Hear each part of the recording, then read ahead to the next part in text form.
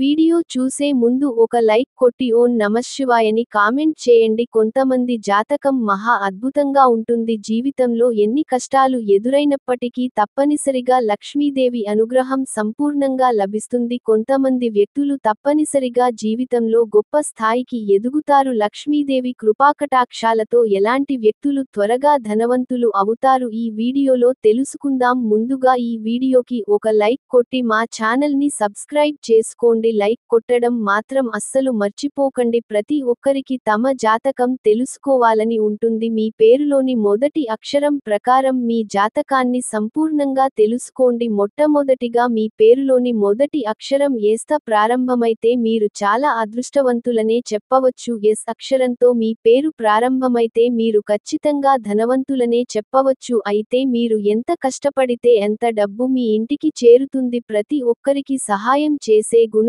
ఉంటుంది. మీ శత్రువులే మిమ్మల్ని మోసం చేస్తారు కాబట్టి ఎవరిని అంత ఈజీగా నమ్మకండి. మీ జాతకంలో విపరీతమైన తన యోగం ఉంటుంది. ఎస్ అక్షరంతో పేరు ప్రారంభమయ్యే వ్యక్తులు ప్రతి శుక్రవారం పూజ గదిలో నెయ్యి దీపం వెలిగించండి. జీవితంలో డబ్బు కొరత ఏర్పడకుండా ఉంటుంది. పి అక్షరంతో పేరు గల వ్యక్తులపై లక్ష్మీదేవి అనుగ్రహం ఎల్లప్పుడూ ఉంటుంది. మీ జీవితం అంతా ఆనందంతో నిండిపోతుంది. పి అక్షరంతో పేరు మొదలయ్యే వ్యక్తులు త్వరగా ధనవంతులు కావాలంటే ప్రతి శుక్రవారం లక్ష్మీదేవికి పరమాన్నాన్ని నివేదించండి. జీవితంలో త్వరగా స్థిరపడతారు. ఎన్ అక్షరంతో మీ పేరు ప్రారంభమైతే మీరు చాలా తెలివైన వ్యక్తులు. మీ జాతకంలో తెలివితమైన అదృష్టం కలిసి వస్తుంది. మీ జీవితంలో ఎన్నో శుభవార్తలను వింటారు. లక్ష్మీదేవికి చాలా ఇష్టమైన వ్యక్తులలో ఎన్ అక్షరం పేరు గల వ్యక్తులు. మీ జీవితంలో ఎన్నో సమస్యలు ఉంటాయి కానీ ఆ సమస్యలు శాశ్వతంగా ఉండవు. ఏదో ఒక రోజున ఉన్నట్టుండి లక్ష్మీ కటాక్షం సిద్ధిస్తుంది. అప్పటి నుంచి ఇక మీ జాతకం మారిపోతుంది. కాబట్టి ఎన్ అక్షరంతో పేరు ప్రారంభమయ్యే వ్యక్తులు ఎల్లప్పుడూ లక్ష్మీదేవిని పూజించండి. జీవితంలో త్వరగా సెటిలవుతారు. ఆర్ అక్షరంతో మీ పేరు ప్రారంభమైతే మీ జాతకంలో లక్ష్మీ కటాక్షం సంపూర్ణంగా ఉంటుంది. మీ జీవితంలో త్వరగా ధనవంతులవుతారు. వద్దన్నా సరే మీ ఇంట్లోకి డబ్బు చేరుతుంది. అయితే లక్ష్మీదేవిని మాత్రం క్రమం తప్పకుండా పూజించాలి. ఎల్ అక్షరంతో మీ పేరు ప్రారంభమైతే ఇక మీ అంతటి అదృష్టవంతులు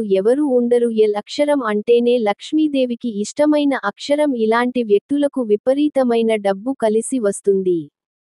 జీవితంలో విజయాలను అందుకుంటారు. ఎల్ అక్షరంతో పేరు ప్రారంభమయ్యే వ్యక్తులు ప్రతి శుక్రవారం తులసి మొక్కను పూజించండి. తప్పనిసరిగా లక్ష్మీ కటాక్షం సిద్ధిస్తుంది. డి అక్షరంతో మీ పేరు ప్రారంభమైతే మీరు చాలా కష్టజీవులని చెప్పవచ్చు కానీ మీ కష్టంతో పాటు అదృష్టం కూడా తోడవుతుంది. లక్ష్మీదేవి కరుణాకటాక్షాలతో మీ ఇంట్లో ఎల్లప్పుడూ డబ్బు సమస్యలు లేకుండా లక్ష్మీదేవి మీ ఇంటిని రక్షిస్తుంది. డి అక్షరంతో పేరు ప్రారంభం అయ్యే వ్యక్తులు ప్రతి శుక్రవారం లక్ష్మీదేవికి హారతి ఇచ్చే నమస్కారం చేసుకోండి. అలాగే ఏ అనే అక్షరంతో మీ పేరు ప్రారంభమైతే మీరు లక్ష్మీదేవికి ప్రియమైన వ్యక్తులు. ఏలినాటి శని దోషాల వల్ల కొన్ని సంవత్సరాల పాటు నరకాన్ని అనుభవిస్తారు కానీ లక్ష్మీదేవి అనుగ్రహంతో ఈ అక్షరంతో ప్రారంభమయ్యే వ్యక్తులకు ఉన్నట్టుండి అదృష్టం కలిసి వస్తుంది.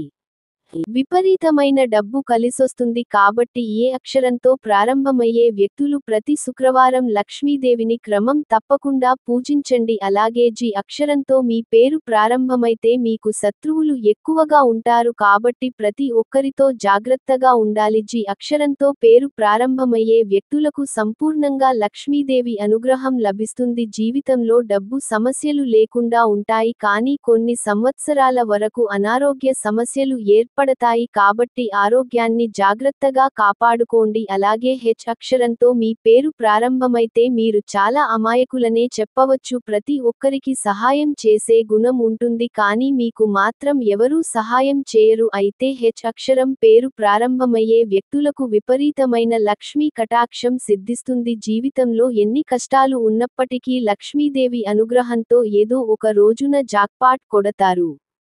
మీ ఇంటి సంపద రెట్టింపు అవుతుంది. ప్రతి ఒక్కరి జాతకంలో లక్ష్మీ కటాక్షం ఉంటుంది. అయితే మనం చేసే కొన్ని మంచి పనుల వల్ల జాతకంలో ఉన్న లక్ష్మీ కటాక్షం రెట్టింపు అయి ఉన్నట్టుండి డబ్బు కలిసొస్తుంది. ప్రతి శుక్రవారం లక్ష్మీదేవిని ప్రత్యేకంగా పూజించాలి.